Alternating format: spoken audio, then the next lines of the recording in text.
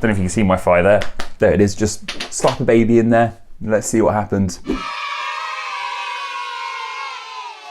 Hello all my exciting Keiths, my name is Patrick and welcome to Fun with First Names, where each week we look into the meaning, origin and some extra fun facts behind one specific first name. And this week we are looking into the first name of Dennis. Though before we begin, I just want to announce that I've created a Facebook group for viewers of Name Explain and lovers of etymology and names in general. It's called Friends of Name Explain simply, and I just want to make a place where people like yourself who love names and love Name Explain and just love etymology in general can hang out and talk with one another. I've noticed that on the whole our relationship is just me talking to you, whether that be through like YouTube or Twitter or Instagram.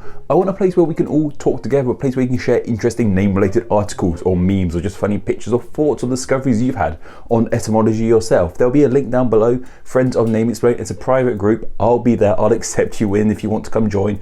It's hopefully going to be a really fun place. Let's try and get to 100 members. Let's do that. Like I said, there'll be a link down below. Go join. Thank you. And of course, the best way to help support Name Explain is by donating financially every month on Patreon.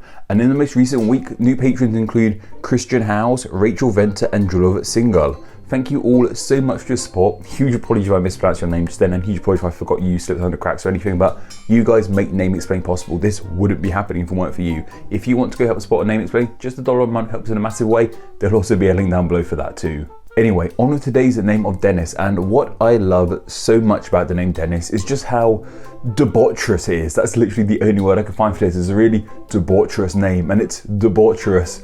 That's weird me saying that, debaucherous.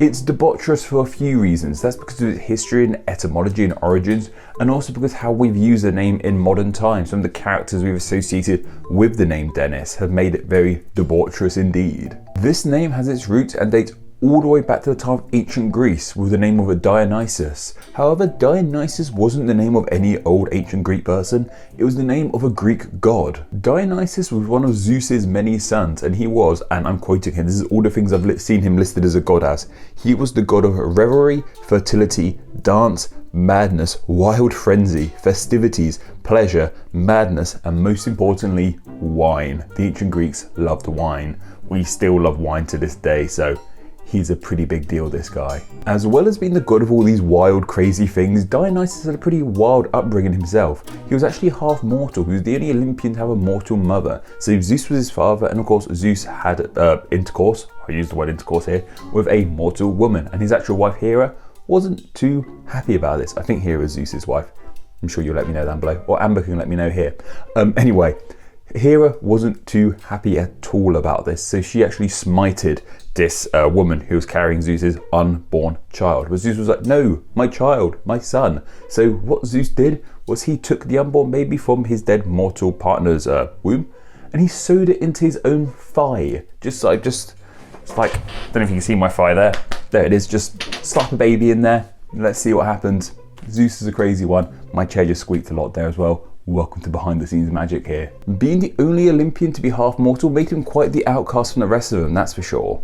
He had all the usual godly powers such as being able to shapeshift, but he could also make wine, and most importantly, he had the unique power to drive mortal people insane. He could sort of just point at them and they'd go bonkers. It's safe to say that Dionysus was a pretty wild, debaucherous character from the Greek myths. Like, if the Greek gods were having a big office party, Dionysus would be the one sitting on the photocopier. The actual name of Dionysus itself comes from the Greek Dios, meaning from Zeus, and Nysa, which was a region of ancient Greece where this Dionysus Greek god is thought to have grown up as a kid when he was raised mortal. Though how exactly did this Greek name of Dionysus become the English name of Dennis? Well, there's kind of a middleman in all this, that being the French. The French adapted this name of Dionysus to Denis, that's just with one I, and this was most applied to their saint of Saint Denis, who was a saint in the 3rd century. I just said Satan an awful lot of times just then, strange. And then from French it became the English name of Dennis as we know it today. It's not only this name's history and etymology however that has made it so debaucherous, there are quite a few fictional characters we use today that are also pretty debaucherous named Dennis. If you're a terrible person like myself, the first awful Dennis to come to mind will be Dennis Reynolds from It's Always Sunny in Philadelphia. Man, that guy's awful. Like, what an amazing fictional character, what a terrible human being Dennis Reynolds is. If you watch Philly, you'll know. If you haven't, go watch it. It should be on Netflix. It's on Netflix in the UK anyway. My gosh, and yeah, he lives up to this name. He's a very debaucherous, awful human being. He's probably actually worse than the actual Dionysus, I reckon. The guys who write and create Always Sunny in Philadelphia are pretty smart people, so I wouldn't be too surprised if they purposely named him Dennis because of this. And perhaps more noticeably, we have Dennis the Menace, who was a pretty naughty kid. And when I say Dennis the Menace, you may be thinking of one of two different kids. You even thinking of a blonde-haired kid with dungarees called Dennis the Menace, or a black-haired kid with red and black striped jumper who's also called Dennis the Menace. Yeah, these guys are both called Dennis the Menace. One is from the UK and one is from the US. And what's absolutely crazy about all of this is not only do they share a name and general premise of being a young boy who causes trouble, they were released within the same week of each other, within the same 5 days even. The US Dennis the Menace was first published on the 12th of March 1951, and the UK Dennis the Menace was first published on the 17th of March of that exact same year.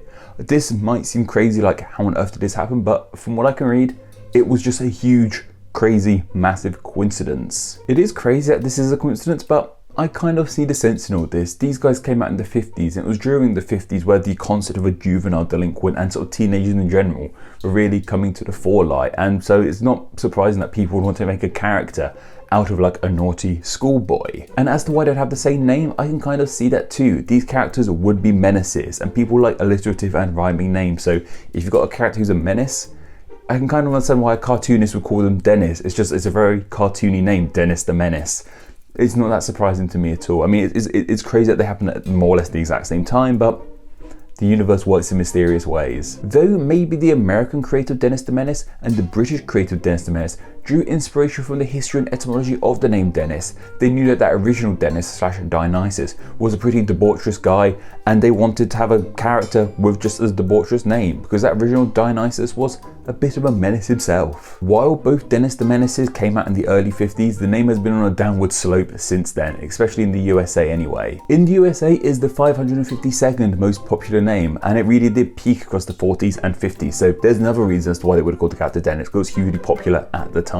But since then, it's been going all the way down. Here in the UK, it's the 400th most popular name, so actually more popular here in the UK than in the US, but still not a massively popular name. In the top 1,000 though, so not too bad. Famous Dennises include the likes of Dennis Rodman, famous basketball player, Dennis Quaid, famous actor, and Dennis Nedry from Jurassic Park. You know, I guess he's the main bad guy in Jurassic Park, or the Velociraptor's the main bad guy in Jurassic Park.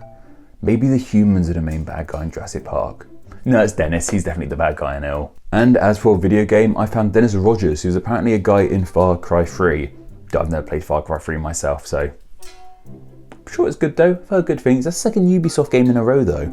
Well done Ubisoft, you have some use, you're giving us names for these videos. But anyway, that's just about everything you guys need to know about the name Dennis, but what are your thoughts on this name? Do you like it? Do you dislike it? Do you know anyone with the name Dennis? Are you called Dennis yourself? Let me know down in the comments below. And of course, I just want to share some of the thoughts you guys had on last week's name of Cassandra. Aspian Pada said, there's also a phenomena called Cassandra syndrome, also referred to as affective deprivation disorder or ongoing traumatic relationship syndrome. It's often associated with partners of those with Asperger's syndrome. Well, that's really interesting to know. I imagine this phenomenon relates to people not believing when others are telling the truth, and it makes any sense that it's named after Cassandra, after I guess the mythological Greek Cassandra. Cocknize says, rather than excelling over men, it could be excelling to men, i.e. brilliant looking or desirable to men or other women, which matches with the story that Apollo was heavily attracted to her. That makes a lot of sense in the world. I really love hearing your guys' interpretation of these names, and that's a really good one. And Gail Gurman said, I named my cat Cassandra. The name literally came to me in a dream. When I woke up, I asked what she thought of it, and she seemed okay with it. That's cool. For once, a cat not being a pain, a cat just being cool with it. More cats need to just be cool with it, I think.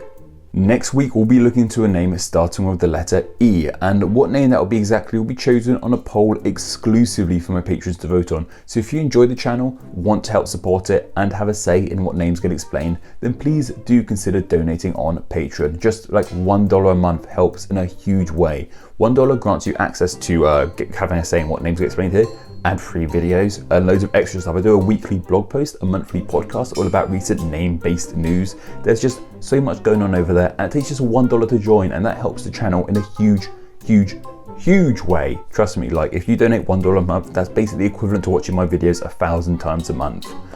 It helps massively. there'll be a link down below.